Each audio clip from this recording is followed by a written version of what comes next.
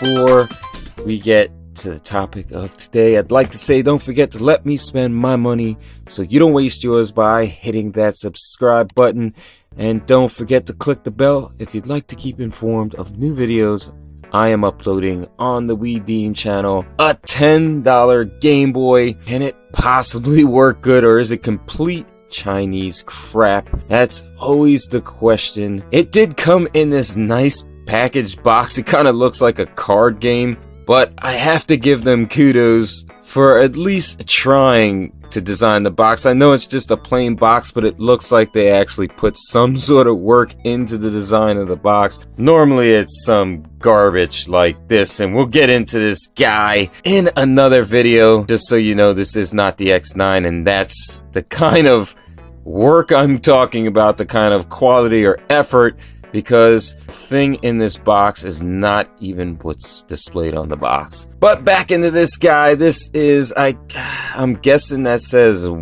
Winell. I don't even know how to pronounce that.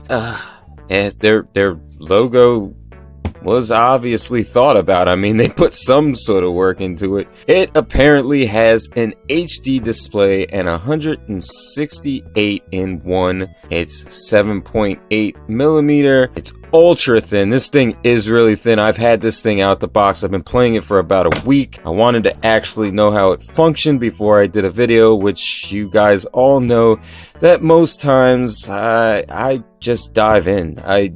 And most of the stuff in the video is first impressions.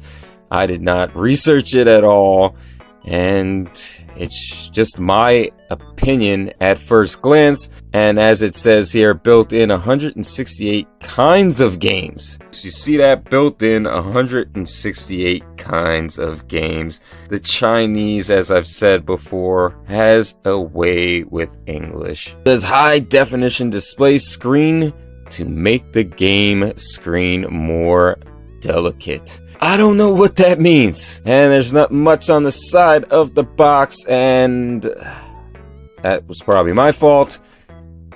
Honestly, the back of the box is not that bad either. The image there, as you can see, has a glossy finish. They did a decent job on the box. I have to give credit to them. Let's get this out the box, see what comes in it. I'm going to tell you right now, there's nothing much in the box, but this thing cost me $10, so I didn't expect much in the box. You don't even have a manual or directions. Here is the device itself. As you can see, it is fairly thin.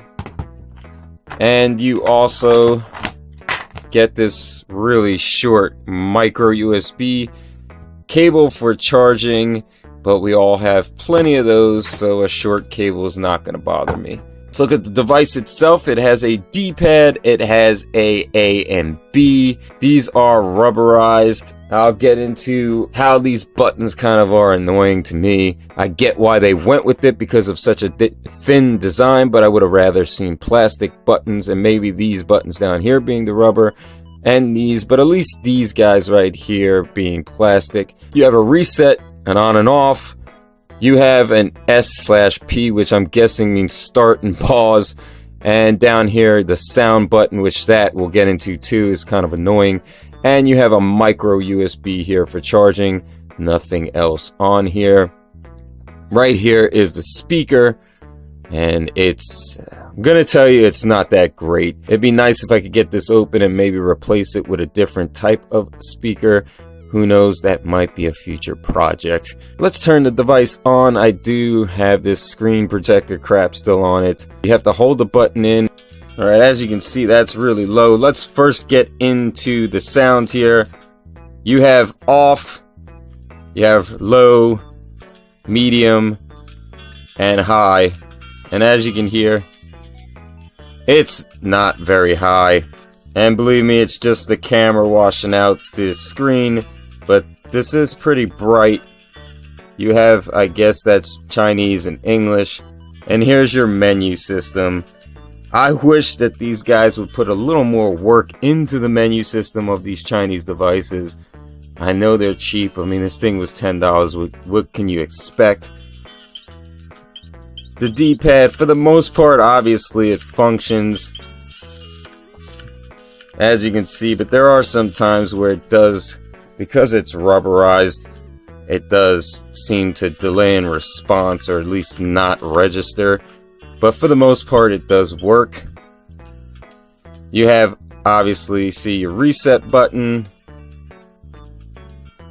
And I know I just going back in circles, but I wish that this was a volume rocker instead of having 4 settings.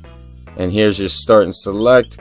There are 168 games in this, obviously. And they're all different. None of them look like repeats or anything. A lot of them look like official games. I think there's a mixture of NES and Atari games in here. And they play really well, honestly. I think so. I mean, there are some games here and there that have some screen tearing. But for the most part, I don't see any really bad frame rate issues. I mean, how hard is it to emulate NES or Atari? But people do screw it up. Let's go ahead, get a Contra game going. This video should be pretty short. I just wanted to quickly show this. And this is a $10 device. I could stick this in my pocket, take it on the go. If I get bored, I can play a couple of my retro games that I like. Unfortunately, obviously, you cannot put any games on it yourself. You're stuck with what's on it. But still, I mean, I lose this thing, whatever. $10.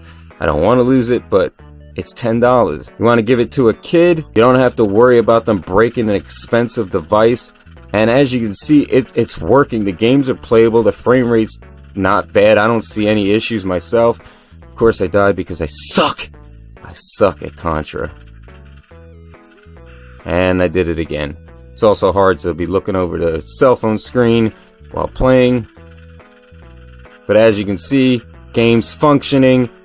And I'll say it again, it was $10. This is one of the games that I noticed has some screen tearing. You don't always notice the screen tearing, but it's there. Wow. You ain't gonna notice nothing if I can't stay alive.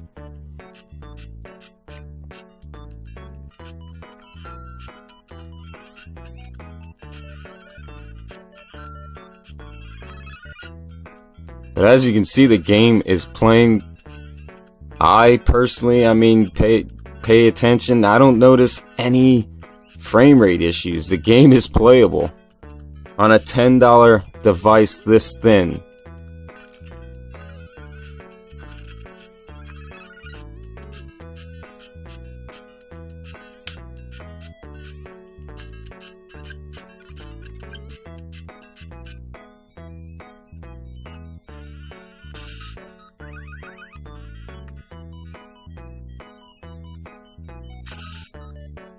Oh, I didn't even see that guy. Game is playing, but you can see the speaker is really low, so that gets kind of annoying. Just for the heck of it, I want to see if I could take this apart and see what the inner workings look like, which is a first for me on this channel, and it's probably because this thing was $10.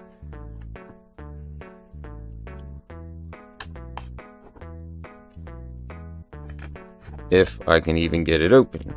Alright, I got the back off. This screen is not even really secure in there. It falls right out, as you can see. But look at this. There's nothing much in here.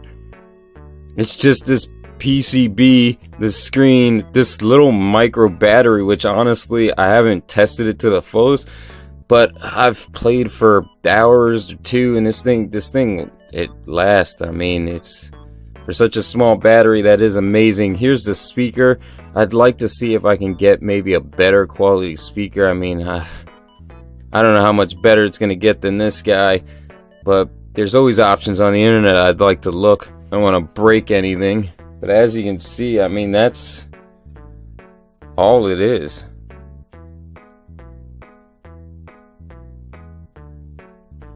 It's pretty cool that it actually works and it's not that bad.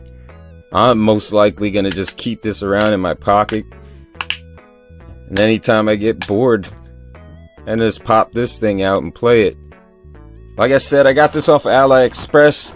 The construction ain't half bad. I mean, it's the plastic's pretty sturdy. I've felt cheaper. I mean, it's $10. I mean, it's not gonna be the best of quality.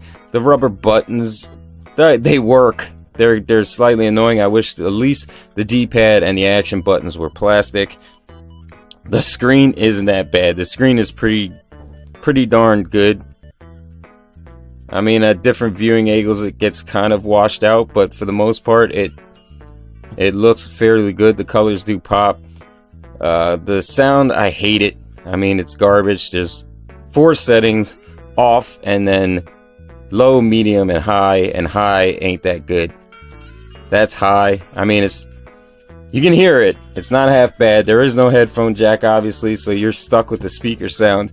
The games on it, they're pretty good titles. I mean, if you're in the NES and the Atari, there are no repeats, so that's a plus. There are actually 168 games. I mean, it was $10 on Aliexpress. Not a bad deal. I'll put a link in the description down below. If you do have any questions on this guy, which I don't think you will, you can leave those in the comments down below. If you've seen something cheap like this that you actually thought worked really well, surprisingly for the price, please leave those in the comments down below. I'd like to check those out. If you liked what was contained in this video, as always, hit the thumbs up. If you thought the information in this video was of some sort of value, please consider sharing amongst friends and the rest of your social media. And as always, don't forget to let me spend my money so you don't waste yours by hitting that subscribe button.